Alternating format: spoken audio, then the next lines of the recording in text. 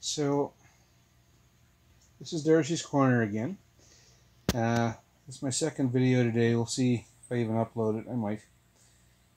See that picture way in the background there? That was... I'm one of those people. Anyway, uh, back when I first started exploring my gender identity and finding out what the different thought process in my head meant, I went to the Pride Center in the biggest city closest to me, which is Edmonton, and I talked to a counselor there, but they didn't really know much about being transgender. They didn't have a whole lot of information for me. But they did say there's a group that meets once a week or a couple times a month, and I can't remember how often they met, but anyway, they met semi frequently, and you should go to that group and talk to them. So, okay, and I was 30 years old at this point, and I was trying to figure out why sometimes in my head it seemed like a really good idea to be her, and other times it didn't.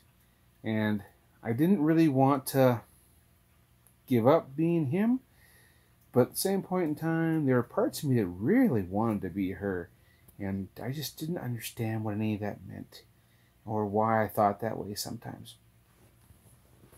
So I went to the center on the night of the meeting, or whatever, but I went dressed as him because I didn't know how else to dress, and they were not welcoming to me at all.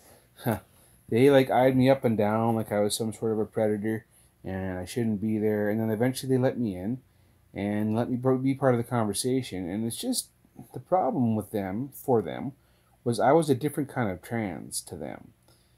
Because for me, I identify as non binary. I know that today. I did not know that then. Because how could I have known that? There was no resources to educate me on that. They were the resource. So when I went to there and they told me, well, you're not one of us and don't come back, that left me with nowhere to go and no education on why I had those thoughts and why sometimes they were there and sometimes they weren't, and what to do with them when they showed up. So that left me out in the cold. That put me back in the closet like 10 freaking years, man. That was a really big deal. So when I hear people say, well, you're not trans enough, that's no different than when J.K. Rowling says you're not woman enough to use the bathroom. When they say you're not trans enough to be transgender, to go to these groups, to learn how these things work, that's the same attitude. You're not good enough because we've decided. You're not like us because.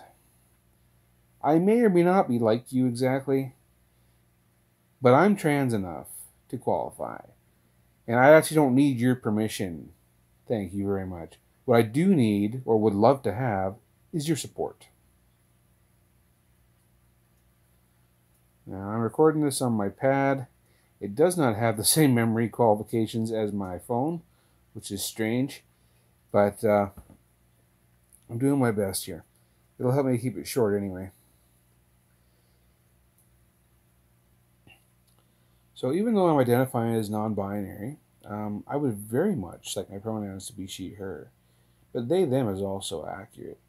Um, I have masculine qualities, obviously, but some of them I want to keep, some of them I enjoy, and I'm willing to give up pretty much all of them in order to become her.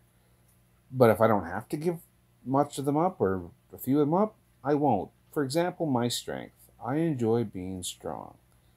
I'm not the strongest guy out there, or gal, but I'm reasonably strong. And that's going to go, I understand. Um, there's all sorts of personal issues or things that I have, traits that I have, I should say, not issues, that are masculine that I kind of want to keep. And then there are others that I could do without. But the broad shoulders, for example, those aren't going to change. The face might change a little more, but I don't know if it's going to or not. I hope it does. I really want to present as her. The voice obviously is a challenge. I'm working on it, but I'm not very good at that yet, and I may never be good at that.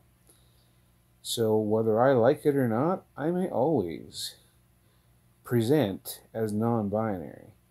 Um, that's not a choice, right? If I had been doing this since I was 5 or 6, hormone blockers would have been involved, and my voice would be higher.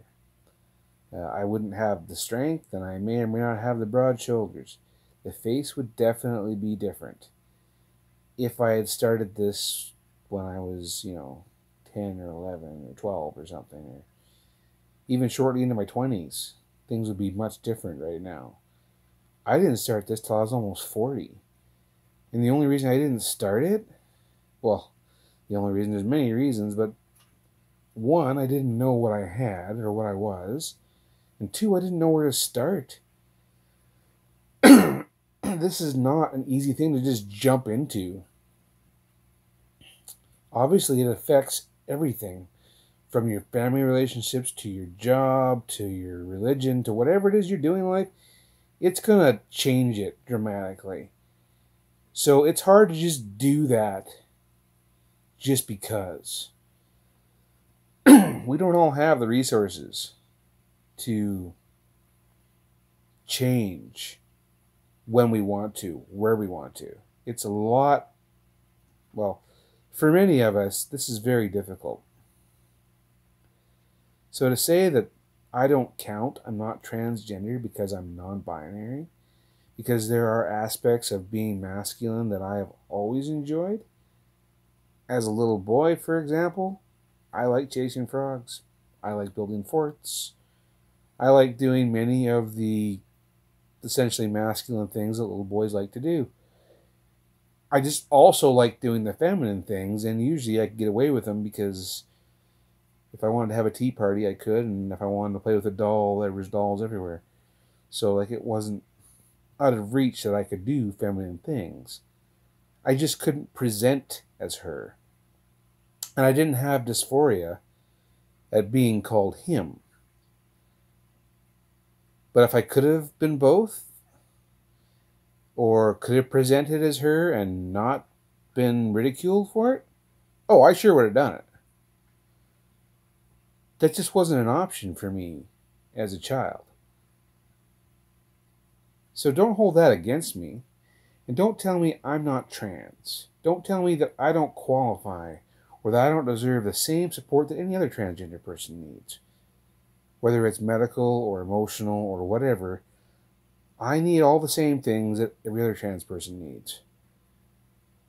So don't tell me that I don't, because you've decided that. That's not your place. I'm sorry to tell you this. My gender, that's up to me. And even then, I mean, transgender people will tell you, and non-binary people will tell you, it isn't a choice. We didn't choose to be non-binary. We didn't choose to be transgender. None of this is like, oh, let's just go do that for fun. And I've heard of transgenders, and I guess there are people who might try this on. And if you do try it on, and what do you find? It's frickin' hard. And if it's not worth it to you, then I guess you're not trans. Or maybe you just don't want to be trans. Many of us don't want to be. We just happen to be. So anyway, that's Darcy's Corner. That's a rant about being non-binary. And we are just as valid as any other trans person. And to say that we aren't is just foolishness on the part of those that say that. Okay, that's all I got.